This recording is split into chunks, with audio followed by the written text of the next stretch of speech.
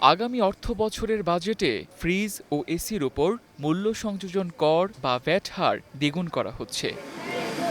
বর্তমানে দেশে উৎপাদিত ফ্রিজ ও এসির ওপর উৎপাদন পর্যায়ে ৭.৫% ভ্যাট আরোপ হয়। আগামী বাজেটে তা বাড়িয়ে ১৫% করা হতে পারে। এতে গ্রাহক পর্যায়ে বাড়তে পারে ফ্রিজ ও এসির দাম।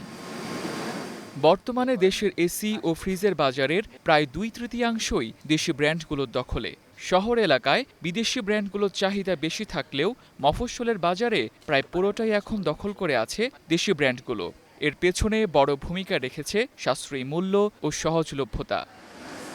তবে ভ্যাট বৃদ্ধির কারণে দেশে উৎপাদিত ফ্রিজ ও এসির দাম এবার কিছুটা বাড়তে পারে। Tamjid Ahmed, star news.